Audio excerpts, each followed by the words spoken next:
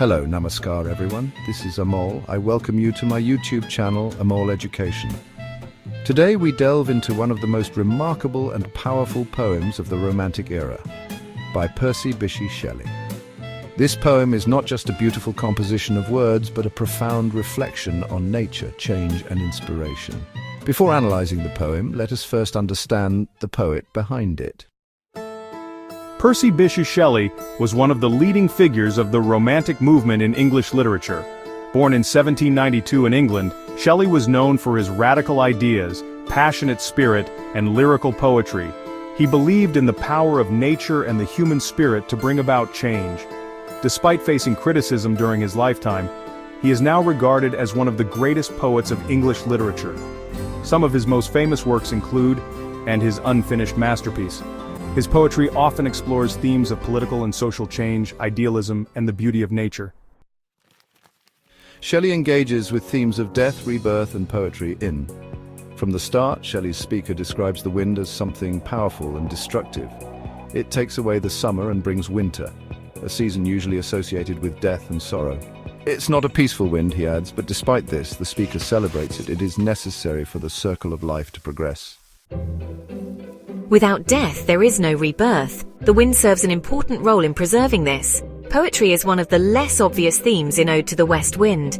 The speaker seems to allude to a process of creation in the text that involves him personally. This might, considering the format, be the creation of poetry. Shelley makes use of several literary devices in Ode to the West Wind. These include alliteration, personification, and apostrophe. The latter is an interesting device that is used when the poet's speaker talks to something or someone who either can't hear them or can't respond.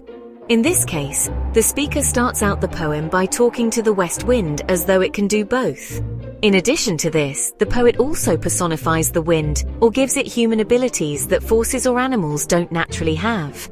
Alliteration is a common type of repetition that appears when the poet repeats the same consonant sound at the beginning of words. For example, lie and low in line 1 of stanza 3 of Canto 1, as well as steep sky in stanza 1 of Canto 2. Enjambment is another common technique. It occurs several times in Ode to the West Wind. For example, the transition between lines 2 and 3 of stanza 1, Canto 1, as well as lines 2 and 3 of stanza 3, Canto 1. Was written in 1819 and is one of Shelley's most celebrated poems. It is a deeply expressive poem that highlights the powerful and transformative force of the west wind. The poem is structured into 5 cantos, each reflecting different aspects of the wind's role in nature and its symbolic meaning.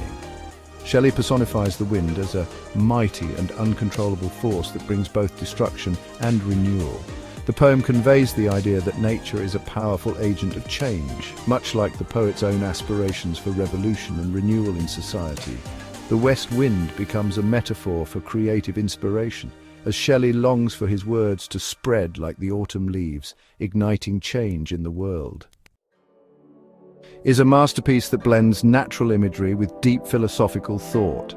Shelley's use of vivid imagery and passionate language makes the poem an enduring piece of literature that continues to inspire readers today. The poem serves as a call for change, both in nature and in human society, and stands as a testament to the poet's enduring legacy. Thank you for listening, and I hope this detail helps you appreciate the depth and significance of. See you in the next video. Have a nice day.